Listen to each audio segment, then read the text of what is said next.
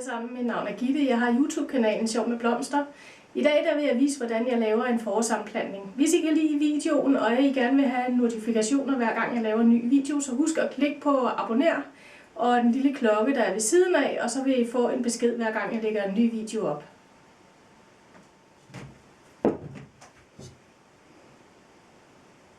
Til at starte med har jeg fundet lidt ting frem. Jeg har fundet en lerpotte med hul i bunden. Den er sådan lidt flad i det. Så har jeg taget et lille stykke papir, gammel avis, som jeg lægger i bunden over hullet. Og det har jeg simpelthen gjort, fordi at jeg har tænkt mig at bruge nogle Lego-kugler. Det her det er nogle brugte Lego-kugler, jeg har haft brugt i haven sidste år. Der har været nogle sommerblomster i, og de kan jo ikke klare vinteren. Så har jeg altså gemt kuglerne, fordi der er ikke nogen grund til at smide dem ud. De virker fint nok, og der har ikke været sygdom i planterne. Så dem har jeg gemt, og dem vil jeg bruge noget af her til at løfte nogle af løgene op med. Så har jeg 4 forskellige slags løgplanter. Så har jeg lidt pudemos fra jul af, som jeg har gemt. Så har jeg lidt forskellige husløg. Der er husløg, der ikke kan tåle frost, og så har jeg været i haven og hentet et par husløg, som der kan tåle frost. Sådan der. Og jeg starter, nu det her det er en potte, som jeg har købt billigt i supermarkedet og på tilbud. Den er lavet af ler, og jeg er rimelig meget sikker på, at den virker meget porøs. Jeg tror ikke på, at den kan tåle frost. Så hvis du skal lave noget til haven, der skal stå ude i vinter, husk, det skal være husløg, som der kan tåle frost. Det skal være en potte, der ikke går midt over på grund af frosten. Så jeg har lagt papiret i bunden over hullet, fordi jeg ikke vil have mine Lego-kugler til at rende ud, når jeg hælder dem ned i. Så nu hælder jeg lidt her. Når jeg laver sammenplantningen, så skal jeg huske, at jeg skal tænke på højden. Og det skal jeg gøre ved at tænke påskeliljen her. Der står mange gange bagpå, hvor høje de bliver. Det gør der så ikke på den her, desværre. Men jeg ved så af erfaring, at påskeliljer, de har det med at blive rimelig høje. Og den her, den sammenplantning, den vil jeg lave med facade. Det vil jeg så sige, at de højeste, de skal være bagerst, og de laveste skal være foran. Hvis at planterne, de står sådan, som du ikke vil have dem, så sker der ikke noget med, at du lige rykker lidt rundt på dem. Det gør ikke noget, der ryger et par rødder imens du står og river lidt i dem. Det sker der ikke noget ved. Der kommer nye rødder. Så har vi en perlehyacint her.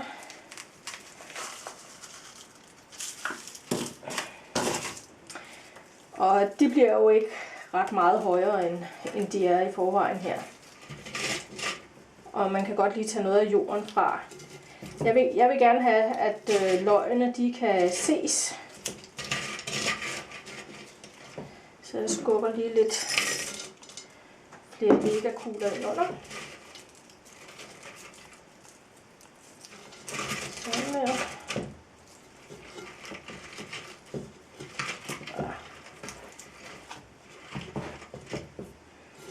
Måske sådan lidt mere her. Sådan der. Men du kan jo også godt lave sammenplantningen sådan, så der er en høj i midten, og så er der lave rundt omkring. Det ser også rigtig sødt ud.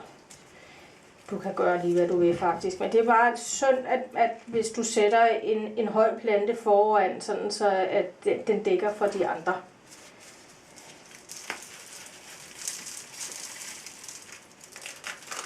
Så tager vi nogle lave her.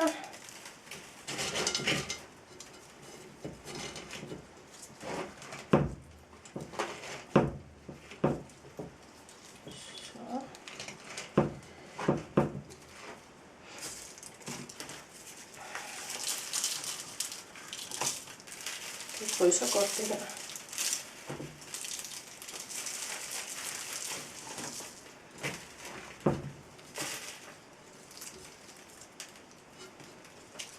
Så, med dig.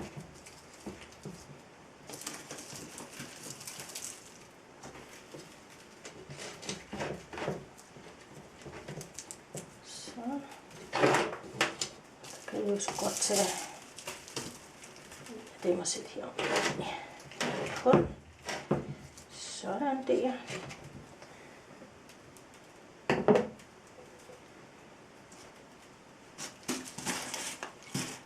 Sådan der.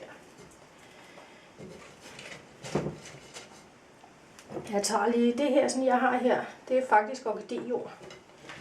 Og grunden til, at jeg har taget det frem, det er fordi, at det er et godt alternativ til at dække af med. Hvis nu man ikke har mos tilbage fra jul, så kan man godt.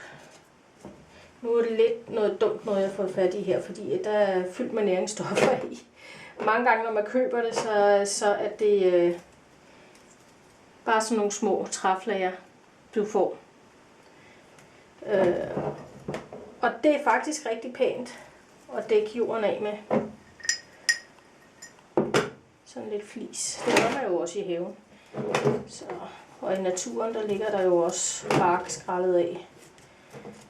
Så det kan man sagtens. Nu kan man så se, at der er sådan lidt hvidt imellem her. Det var så ikke lige så hensigtsmæssigt, men det gør jo ikke så meget, kan man sige. Der var også en stil med der. Nå, og så har jeg jo så også lidt pudemos, som jeg godt kunne tænke mig lige at dække lidt af med her. Og har I noget mos derhjemme, som der sidder et eller andet sted og ser meget tørt ud, så er det altså ikke nødvendigt at smide det ud. Så smid det i en spand vand, så det kommer lidt under vand i et stykke tid. Så lige pludselig begynder det at blive grønt igen. Så du behøver ikke at smide mos ud, bare fordi det ser lidt kedeligt ud. Det kan altså godt bruges igen mange gange. Selvfølgelig hvis det er 25 år gammelt, så det kan godt være, at det er sådan lige, men har du haft noget liggende i en plastikpose på køl fra jul eller et eller andet, og det ser sådan lidt kedeligt ud, så prøv en gang at smide det i noget vand og se, hvad der sker. Så kan man spare lidt der.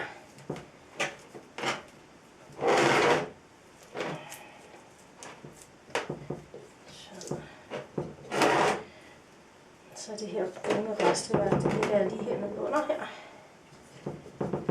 Fordi det løftner lidt her. Se her. Jeg har ladt rødderne sidde på de her sådan husløg her. Og det gør jeg simpelthen, fordi jeg godt kunne tænke mig at sætte dem i haven igen. Der er ikke nogen grund til, at de skal dø. Bare fordi jeg gerne lige vil lave en lille sammenplantning og have stående en uges tid. Så kan jeg bruge dem igen til næste år, jo. Det er jo meget smart. Så prøv at gemme roden hernede. Selvom det gør ikke så meget, hvis man kan se det lidt, jo. Så. Kom så. Så.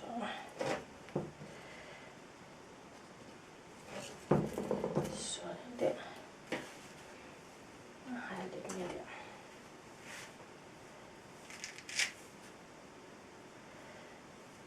Fjerner der lige lidt grann. Så.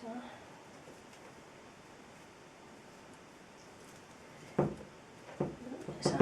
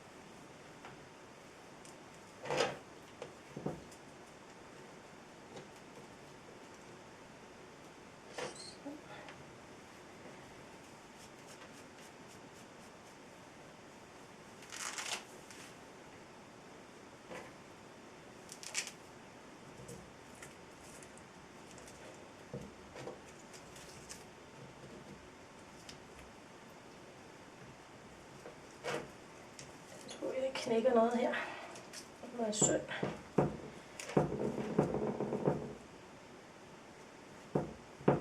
Så.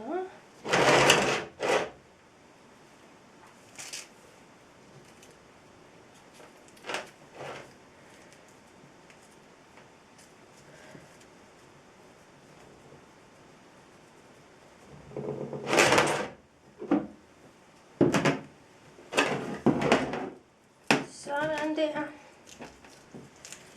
Nu skal jeg bare vente på, at blomsterne begynder at titte frem her, så der kommer lidt farve på. Men nu er den klar. Endnu en gang, jeg tør ikke rigtig at sætte den ud i frostvejr. Hvis det bliver, altså jeg kan jo godt sætte den ude, det er jo ikke frostvejr hele tiden, og så tage den ind, når de lover frost om natten. Men altså, potten har kun kostet en 10, så det går nok, hvis jeg glemmer den.